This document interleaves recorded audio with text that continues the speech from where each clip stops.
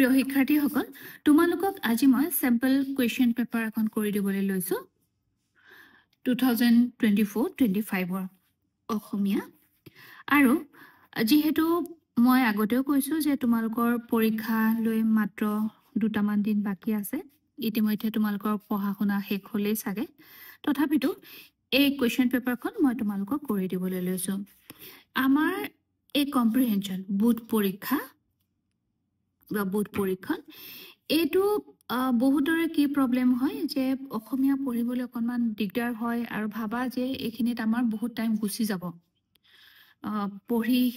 শেষ কৰো মানে কুৱেশ্যন এনসাৰ কৰো মানে সেইখিনি আমাৰ দেৰি হৈ যাব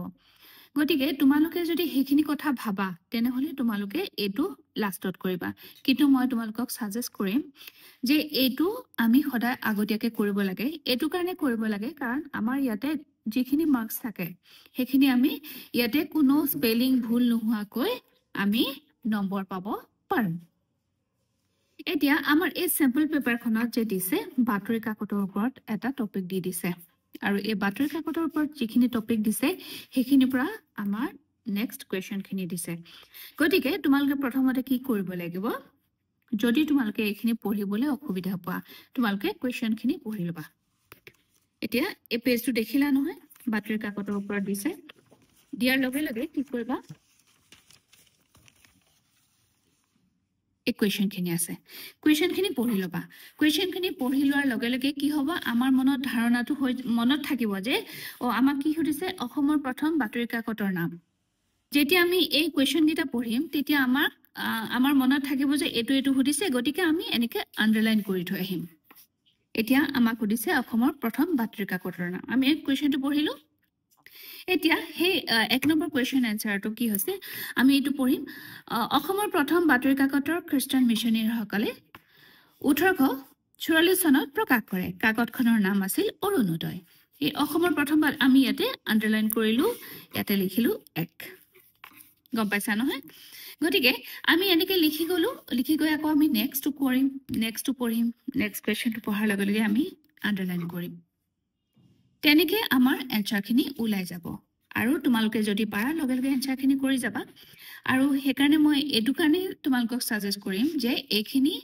আমাৰ স্পেলিং ভুল নোহোৱাকৈ আমি মাৰ্কসখিনি পাম যেহেতু ইয়াতে গুটেখিনি লিখাই আছে যিমান পাৰা তোমালোকে এইখিনি কৰিবলৈ চেষ্টা কৰিবা আৰু ম্যাক্সিমামে কি কৰে এটো হেখলৈ থয় তেনেকেও থব পাৰা কিন্তু মই তোমালোকক সাজেষ্ট কৰিছো যে এটো আগতে কৰি লবা অসমৰ প্ৰথম বাতৰি কাকতৰ নাম অৰুণোদয় বাতৰি প্ৰধান কাকতত প্ৰকাশিত হয় দেশ বিদেশৰ বাতৰি সি এখন মহিলা আলোচনীৰ নাম হ'ল নন্দিনী এখিনি এই নন্দিনীত কেৱল মহিলাসকলৰ বাবে লিখা মেলা কৰা হয় বা প্ৰয়োজনীয় বস্তুখিনি ইয়াতে নন্দিনীত আহে ৰামধেনু বৰ্তমান অপ্ৰচলিত কাকত তলৰ কোনটো বাতৰি প্ৰতিষ্ঠান নহয় ভাৰতী বাতৰি কাকতে জনসাধাৰণক অন্যায়ৰ বিৰুদ্ধে থিয় দিবলৈ উৎসাহ যোগাব লাগে এইকেইটা আনসাৰ নেক্সট বিপৰীত শব্দ লিখা কাল্পনিক বাস্তৱিক সমাৰ্থক শব্দ লিখা জগত পৃথিৱী অৱগত শব্দটোৰ কি উপসৰ্গ যোগ হৈছে এটো অৱগত তলতীয়া প্ৰশ্নকেইটাৰ সমূহ উত্তৰ দিয়া বাতৰি কাকতবোৰে কি বিষয়ে বাতৰি প্ৰকাশ কৰে কি ধৰণে বাতৰি প্ৰকাশ কৰিব পৰা ক্ষেত্ৰত বাতৰি কাকতৰ সাৰ্থকতা নিৰ্ভৰ কৰে বাতৰি কাকতে নিজৰ দায়িত্ব পালন কেতিয়া অসমৰ্থ হয় ইয়াত আছে আমাৰ তিনিটা প্ৰশ্ন আমাক 2 নম্বৰকে দিছে গতিকে তোমালোকে 2 নম্বৰকে দুটা লাইনকে লিখিলে হ'ব এতিয়া আমি চাম বাতৰি কাকতবোৰে কি বিষয়ৰ ওপৰত বাতৰি প্ৰকাশ কৰে এতিয়া চোৱা এই লাইনটো লিখা আছে বাতৰি কাকতে সাধাৰণতে 3 প্ৰকাৰৰ বাতৰি প্ৰকাশ কৰে এতিয়া প্ৰথম বিধ কাকতত প্ৰধানকৈ দেশ বিদেশৰ বা বাতৰি থাকে দ্বিতীয় বিধত বা বাতৰিৰ উপৰিও বিশ্বৰ ৰাজনীতি সমাজনীতি অৰ্থনীতি বিজ্ঞান বাণিজ্য সাহিত্য সংস্কৃতি খেল ধেমালি আমোদ প্ৰমোদ সম্পৰ্কীয় বাতৰি প্ৰকাশ হয় তৃতীয় বিধত বিভিন্ন বিষয় প্ৰবন্ধ পাঠি গল্প কবিতা উপন্যাস এইখিনি লিখিলেই হ'ল তেনেকৈ আমি কুৱেশ্যন কেইটা চাই চাই ইয়াৰ পৰা এনচাৰখিনি লিখি ল'ম এতিয়া আহিছোঁ লিখন কলা আমাৰ সেকশন বি মই লিখন কলাৰ ওপৰত এটা ভিডিঅ' বনাইছোৱে তোমালোকক শিকাইছোঁ কেনেকৈ লিখিব লাগে এখন ৰাজ্যত এটা হাতী আৰু এটা বাঘ ৰজাই দুয়োটাক মাৰিবৰ বাবে পুৰস্কাৰ ঘোষণা মানুহ এজনে বিষ হনা পিঠাগুৰি টোপোলা থলে হাতী খাই হাতী এনেকৈ গল্পটো দুবাৰমান পঢ়ি ল'বা মানুহজনে গছৰ ওপৰত কাকৈ গান গাই আছে গান শিকাবলৈ ক'লে শিকোৱাৰ চলেৰে বাঘটোক ধৰি মাৰিলে ৰজাই বলি মানুহ এজনৰ সৈতে যুঁজিবলৈ গ'লে বলি মানুহজনক হাতী আৰু বাঘ মাৰিছে বুলি কোৱাত বলা এতিয়া আমাক কৈছে যে তলত দিয়া সংকেত বাক্যৰ সহায়ত গল্পটো সম্পূৰ্ণ কৰা শিৰোনাম আৰু নীতি শিক্ষা দিবা এতিয়া আমি গল্পটো পঢ়াৰ লগে লগে আমি গম পালো যে এই মানুহজন খুব বুদ্ধিয়ক এজন বুদ্ধিয়কৰ কাহিনী বা এজন বুদ্ধিয়ক মানুহ এতিয়া আমি নীতি শিক্ষা লিখিব পাৰিম যে বলেৰে নোৱাৰা কাম বুদ্ধিৰেও কৰিব পাৰি কাৰণ এখন ৰাজ্যত এটা হাতী আৰু এটা বাঘ আছিল এই দুয়োটাই ৰাজ্যখনত বহুত অশান্তিৰ সৃষ্টি কৰিছিল এই যে এই লাইনটো আছে আমি ইয়াত সংযোগ কৰিব লাগিব ৰজাই দুয়োটাক মাৰিবৰ বাবে পুৰস্কাৰ ঘোষণা কৰিলে ৰজাই এইখিনিতে তেতিয়া আকৌ লিখিবা তেতিয়া মানুহ এজনে বিষ হনা পিঠাগুৰি টোপোলা থলে সেই ৰজাৰ কথা শুনি এজন বুদ্ধিয়ক মানুহে এটা বিষ হনা পিঠাগুৰিৰ টোপোলা থলে সেই বিষ হনা পিঠাগুৰি খাই হাতীটো মৰি থাকিল মানুহজনে গছৰ ওপৰত এতিয়া আমাৰ সেই হাতীটোহে মৰিল এতিয়া আকৌ বাঘটো মাৰিব লাগিব মানুহজনে কি কৰিলে এবাৰ বাঘটো দেখিলে আৰু বাঘটো যিখিনি ঠাইতে আছে সেইখিনিত কি কৰিলে গছৰ ওপৰত উঠি কাকৈ গান গাই আছে বাঘে গান শিকাবলৈ গ'লে আৰু লগে লগে কি হ'ল সেই বাঘটো যে আছে বাঘটো গান শুনিলে গান শুনাৰ লগে লগে কি কৰিলে বাঘে মানুহজনক ক'লে গান শিকাব লাগে তেতিয়া এইখিনিত আমি লিখিব লাগিব তেতিয়া সেই বুদ্ধিয়ক মানুহজনে গান শিকোৱাৰ চলেৰে বাঘটোক ধৰি মাৰিলে এই কথা শুনি ৰজাই বলি মানুহ এজনৰ সৈতে যুঁজিবলৈ ক'লে বলি মানুহজনে যেতিয়া এই কথাটো শুনিলে তেতিয়া বলি মানুহজনে হাতী আৰু বাঘ মাৰিছে বুলি কোৱাত বলি মানুহজন পলাল গল্পটো ইমানেই জাষ্ট আমি এই যে আমাক গ্যাপ দি দিছে সেই দুটা বা তিনিটা শব্দ লিখি আমি এইটো ফিল আপ কৰি বাক্যটো সুন্দৰকৈ সজাব লাগে এতিয়া নাইবা মই তোমালোকক কৈছো যিকোনো এখন ৰচনা লিখা দেশ ভ্ৰমণ বা তোমালোকে কিবা কৰবাত যদি ভ্ৰমণ কৰিবলৈ গৈছা সেইখিনি খুব চমুকৈ 5 নম্বৰ কাৰণে চমুকৈ লিখিব পাৰা নিবনুৱা সমস্যা এতিয়া নিবনুৱা সমস্যা মই তোমালোকক এটা উদাহৰণ দি দিম অসমৰ নিবনুৱা সমস্যা বৰ্তমান অসমৰ এটা প্ৰধান সমস্যা হৈছে নিবনুৱা সমস্যা বনুৱাৰ বিপৰীত অৰ্থ হৈছে নিবনুৱা অৰ্থাৎ কাম কৰিবলৈ সামৰ্থ্য থাকিলেও কাম কৰিবলৈ সুবিধা নোপোৱা জনেই হ'ল নিবনুৱা সমাজত বা নিজকে অভাৱ অনাটনৰ পৰা আঁতৰাই ভালদৰে জীৱন নিৰ্বাহ কৰিবলৈ মানুহক অৰ্থৰ প্ৰয়োজন হয় সেই অৰ্থ আহে শ্ৰমৰ পৰা বা কৰ্মৰ পৰা এই কৰ্ম কৰিবলৈ সুবিধা বা সুযোগ পালেহে অৰ্থ আহিব নিজৰ হাতলৈ গতিকে প্ৰত্যেকজন শিক্ষিত বা কৰ্ম কৰি খাব পৰাকৈ প্ৰত্যেকজন ব্যক্তিকে লাগিব অৰ্থ উপাৰ্জনৰ এক সুবিধা এই সুবিধাৰ পৰা বঞ্চিত হৈ থকা জনেই নিবনুৱা এই নিবনুৱাৰ ফলত কেৱল সমাজৰে নহয় দেশৰ অৰ্থনীতিতো বিভিন্ন সমস্যাৰ সৃষ্টি হৈছে বিভিন্ন অৰ্থনীতিবিদসকলৰ মতে অসমৰ নিবনুৱা সমস্যাৰ মূল কাৰণসমূহ হৈছে বৰ্ধিত জনসংখ্যা পুৰণিকলীয়া শিক্ষা ব্যৱস্থা বিনা শ্ৰমে ধন ঘটাৰ মানসিকতা চৰকাৰৰ সুবিধাৰ বাবে বিনামূলীয়া চাউল বিতৰণৰ কাৰণে কৰ্মবিমুখতা কাৰিকৰী প্ৰশিক্ষণৰ অভাৱ আদি অসমৰ জনসংখ্যা অনুযায়ী বা শিক্ষিত লোক অনুযায়ী কৰ্ম সংস্থাপন পোৱা নাই চৰকাৰে যি চৰকাৰী বিভিন্ন বিভাগসমূহত কৰ্মসংস্থাপনৰ বাবে উপযুক্ত সময়ত বিহিত ব্যৱস্থা গ্ৰহণ কৰা নাই। অসমৰ আন আন ৰাজ্যসমূহৰ তুলনাত উদ্যোগ স্থাপন হোৱা নাই, ফলত দক্ষতা সম্পন্ন লোকসকলেও নিবনুৱা জীৱন পাৰ কৰিব লগা হৈছে। নিবনুৱা সমস্যাৰ আন এটা কাৰণ হৈছে পুঁজিপতিৰ শোষণ। অসমৰ শিক্ষিতসকলৰ একাষৰীয়া কৰি বাহিৰৰ শ্ৰমিক আনি কৰ্মসংস্থাপন দি নিবনুৱা সমস্যা অধিক জটিল কৰি তুলিছে। অসমৰ বেছি সংখ্যক শিক্ষিত যুৱক যুৱতীয়ে চাকৰিৰ বাবে ৰৈ থাকে। ইয়াৰ ফলত শিক্ষিত নিবনুৱা অধিক পৰিমাণে বৃদ্ধি হ'বলৈ লৈছে। এই নিবনুৱা সমস্যা নিশ্চয় সমাধানৰ পথ আছে। প্ৰথমে জন্মৰ হাৰ কম কৰিবলৈ চৰকাৰ আৰু জনসাধাৰণৰ সজাগ কৰিব লাগিব। জনসংখ্যা কম হ'লেহে নিবনুৱা সংখ্যা কমিব। এতিয়া মই গোটেইখন পঢ়ি নিদিওঁ, তোমালোকক কথাটো বুজাই দিছো যে প্ৰথমতে নিবনুৱানো কি সেইখিনি আমি জানিব লাগিব। তাৰপাছত নিবনুৱাৰ কাৰণে আমাৰ কি কি প্ৰব্লেম হৈছে, আকৌ নিবনুৱা সমস্যাটো সমাধান কৰিবৰ কাৰণে আমি কি কি কাম হাতত ল'ব পাৰোঁ, তাৰপাছত কি কৰিব লাগিব, শেষত আমাৰ নিজৰ এটা মতামত দিব লাগিব। এনেকৈ আমি ৰচনাখন লিখিব লাগিব। মই তোমালোকক সেইকাৰণে বাৰে বাৰে কৈ আছোঁ যে ৰচনা লিখাতকৈ তোমালোকৰ গল্প এটা লিখাত বেছি সহজ হয়। তলত দিয়া যিকোনো এটা তোমাৰ বিদ্যালয়ত অনুষ্ঠিত শিল্পী দিৱসৰ বিষয়ে জনাই বাতৰি কাকত প্ৰকাশৰ বাবে এখন প্ৰতিবেদন লিখা। বিদ্যালয়ত অনুষ্ঠিত শিল্পী দিৱস তোমালোকে কেনেকৈ উদযাপন কৰিলা, শিল্পী দিৱসত কোনে সভাখন কোনে উদ্বোধন কৰিলে বা বন্তি প্ৰজ্বলন কোনে কৰিলে, যদি তোমালোকে তাতে কাৰোবাক নিমন্ত্ৰণ কৰিছা সেই বিষয়ে লিখিবা। তাৰপাছত ছাত্ৰ ছাত্ৰীসকলে কেনেকুৱা কি কি প্ৰতিযোগিতাত অংশগ্ৰহণ কৰিলে। বেছি দীঘলীয়া কৰাৰ কোনো প্ৰয়োজন নাই, যিহেতু মই তোমালোকক কেইবাখনো দি দিছোঁ আৰু এইখনো দিয়া আছে। এখন শিল্পী দিৱসৰ বিষয়ে মোৰ তাতে এটা দিয়া হৈ আছে, তোমালোকে এইটো চাব পাৰা। গতিকে আমাৰ কি আহিছে, শিল্পী দিৱসৰ কথা তোমালোকে নিশ্চয় এতিয়া সহজে লিখিব পাৰিবা। আৰু যিহেতু মই এই লিখন কলাত সেইটো দিয়ে দিছোঁ। তলত দিয়া যিকোনো এটা ফকৰা যোজনা বুজাই লিখা। অভ্যাসৰ নৰ কৰ্ণপথে কৰে হৰ। আৰু আছে 100 গৰু মাৰিলে বাঘৰ মৰণ। এতিয়া মই তোমালোকে এই প্ৰথমটো কৰি দিছোঁ।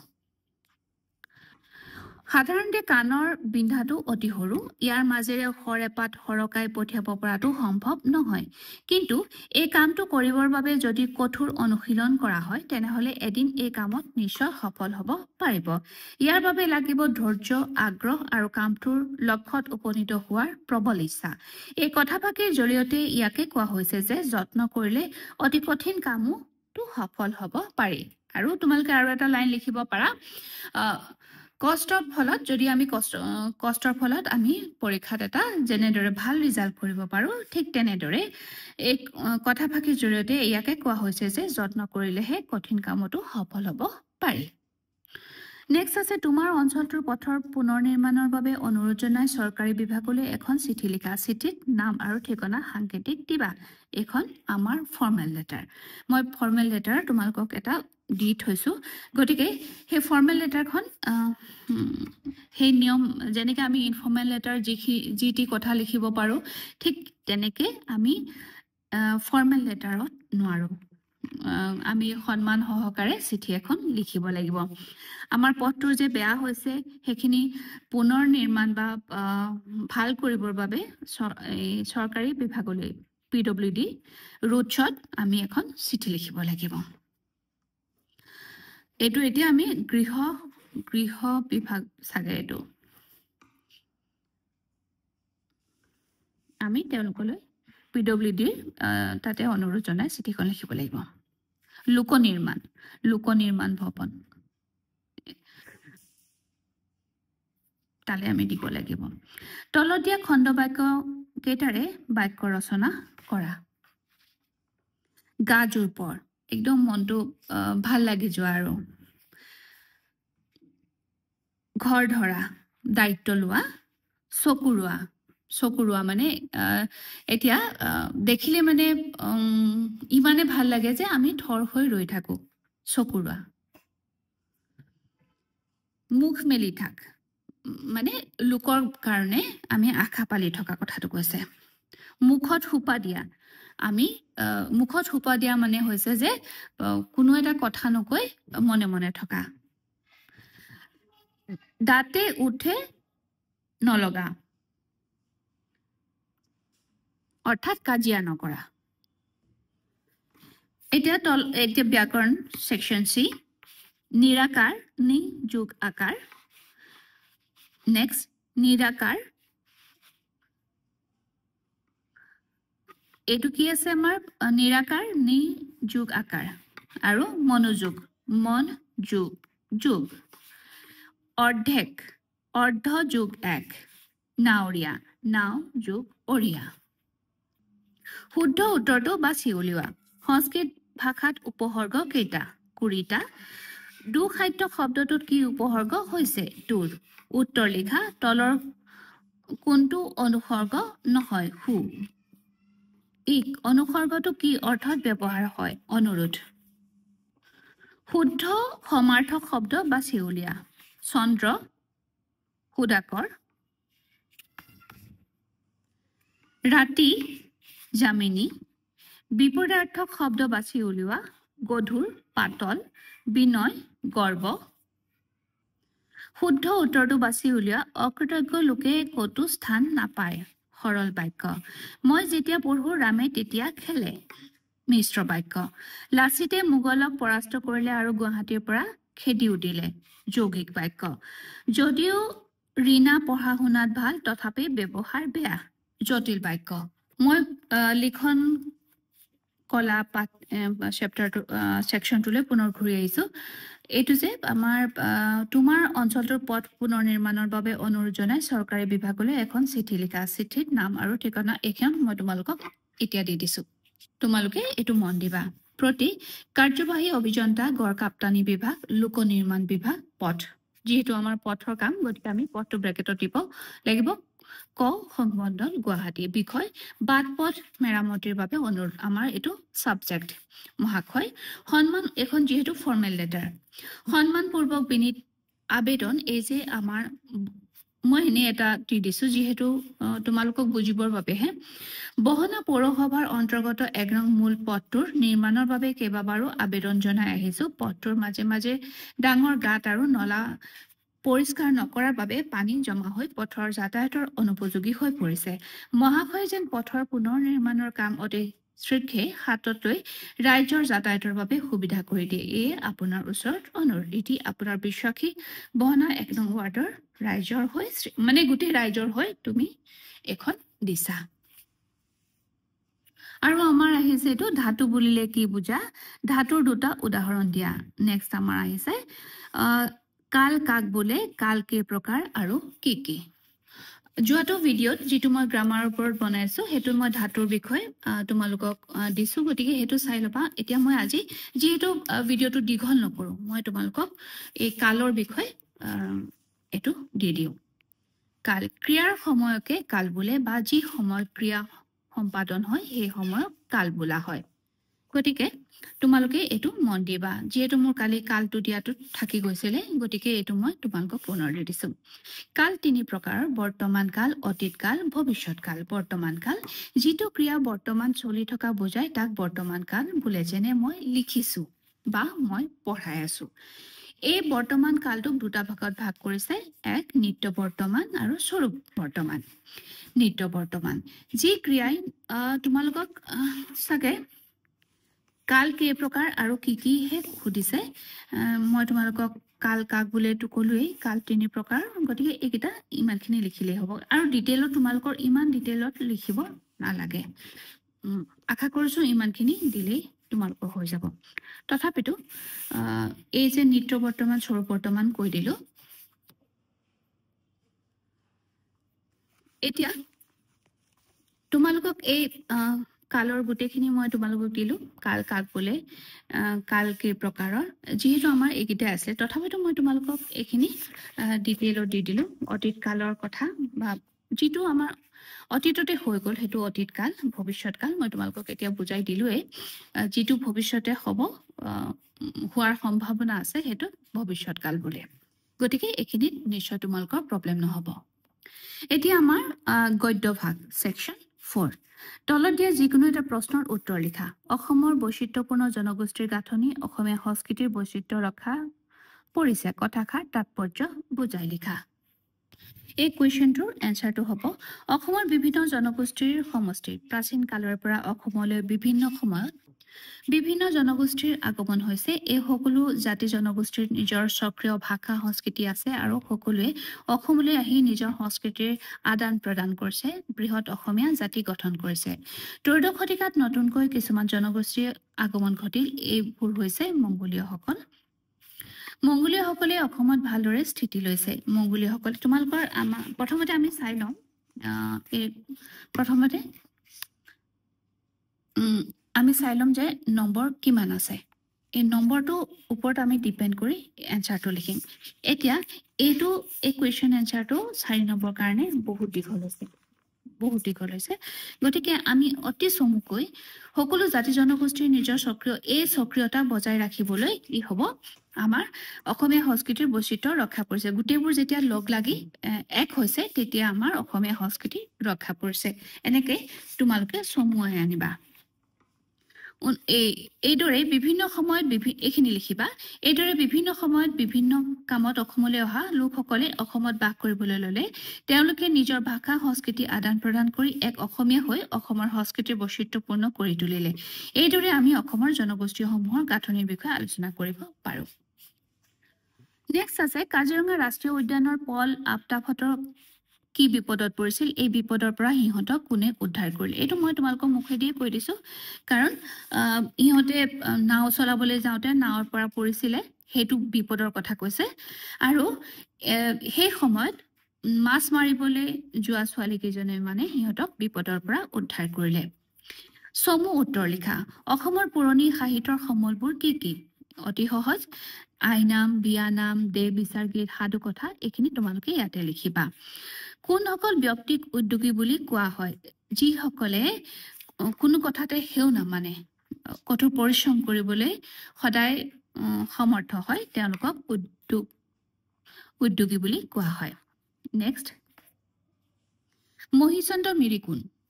এতিয়া মহিচন্দ্ৰ মিৰি হৈছে বিশ্বৰ মানচিত্ৰত কাজিৰঙাক চিনাকি কৰি দিয়া প্ৰথমজন ব্যক্তি তোমালোকে সেইবুলি লিখিবা নেক্সট আমাৰ নেক্সট কুৱেশ্যন কি আছে নিগনা চিকাৰীৰ প্ৰকৃত নাম কি নিগনা চিকাৰীৰ প্ৰকৃত নাম হৈছে বাপিৰাম হাজৰিকা এতিয়া এজন সফল উদ্যোগী হ'বলৈ কিতাপত এইখিনি যায় আছে ধৈৰ্য একাগ্ৰতা নিয়মানুৱৰ্তিতা সময়ানুৱৰ্তিতা আত্মবিশ্বাস আৰু হাৰ নমনা মনোবৃত্তি এইখিনি লাগিব নেক্সট আমাৰ আছে গদ্যভাগ তোমাৰ পাঠত থকা বৰগীতটিৰ মূল ভাৱ লিখা বৰগীতটিৰ মূল ভাৱ খুব সহজ খুব ভাল লাগে নহয় জানো আমাৰ প্ৰথম পাঠটি হৈছে বৰগীত গতিকে বৰগীতৰ মূল ভাৱটো মোৰ চেনেলত দিয়া আছে তোমালোকে পঢ়িবা বা কিতাপত যিখিনি আছে সেইখিনি লিখিলেই হ'ব পানী মৰে পিয়াসত অগ্নি মৰে জাৰত এইটো যেনেকে মানুহে জুইৰ ওচৰত থাকিও জুইৰ তাপৰ অনুভৱ নকৰে বা পানীয়ে যিহেতু পানীৰ গুৰুত্ব বুজি নাপায় পানী মৰে পিয়াহত অগ্নি মৰে জাৰত এইটো তোমালোকে আমাৰ যে ব্যাখ্যা কৰা আছে তাৰ পৰা তোমালোকে দুটা ইয়াতে ব্যাখ্যা কৰা সেই বস্তুখিনি লিখিলেই হ'ব খুদা ৰচুল লুকাই আছে মুমিনৰ আঁৰৰ কবিতা ফাঁকিৰ অন্তৰ্নিহিত ভাৱ বিশ্লেষণ কৰা তোমালোকে কবিতা এইখিনি ক'ত আছে বা সেই যেনেকৈ আমি ব্যাখ্যা কৰোঁ সেনেকৈ লিখিবা চমু উত্তৰ দিয়া বৰগীতৰ 4টা লক্ষণৰ বিষয়ে লিখা বৰগীত ৰাগত লিখা হয় বৰগীত বজ্ৰাৱলী ভাষা আৰু এই তেনেকৈ তোমালোকে সেই বৰগীতৰ লক্ষণকেইটা লিখিবা প্ৰশস্তি কবিতাটোত কবিয়ে কিয় আৰু কাৰ প্ৰশস্তি কৰিছে প্ৰশস্তি মানে হৈছে আৰাধনা ভগৱানৰ আৰাধনা কৰিছে উত্তৰ লিখা বৰগীতটিৰ ভাষা কি ভাষাত ৰচিত বজ্ৰাৱলী ভাষাত মাধৱদেৱৰ ৰচিত এখন ঝুমুৰাৰ নাম লিখা ঝুমুৰা হৈছে সুৰ ধৰা অতি সহজ জিকিৰ শব্দটো কি শব্দৰ পৰা ওলাইছে আৰু জিকিৰৰ ৰচক কোন জিকিৰ শব্দটো ক'ৰ পৰা আহিছে আৰবী শব্দ জিকৰ পৰা আহিছে আৰু জিকিৰৰ ৰচক হৈছে আজান ফকীৰ আৰু আহিছে ৰঘুনাথ চৌধুৰী কি কবি হিচাপে জনা যায় বিহগী কবি হিচাপে জনা যায় আকৌ এটা মই এইটো থাকি গ'ল মাধৱদেৱৰ দ্বাৰা ৰচিত এখন ঝুমুৰাৰ নাম লিখা মই এইটো ক'লো নহয় জানো ঝুমুৰা এখন হৈছে চুৰ ধৰা গতিকে ইমানেই আছিল তোমালোকৰ আজিৰ এই ভিডিঅ'টি আশা কৰিছোঁ তোমালোকে এইখিনিৰ পৰা উপকৃত হ'বা আৰু তোমালোকে যদি ডিটেইলত আন কিবা জানিব লগা থাকে গোটেই আমাৰ যিখিনি চিলেবাছৰ অন্তৰ্ভুক্তি গোটেইখিনি মোৰ ইয়াতে ভিডিঅ'ত বেলেগ বেলেগকৈ দিয়া হৈ আছে তোমালোকে চাৰ্চ কৰিলে ইয়াৰ বিষয়বস্তুবোৰ তোমালোকে সহজে পাব পাৰিবা আজিলৈ মোৰ ভিডিঅ'টি ইমানতে সামৰিছোঁ ধন্যবাদ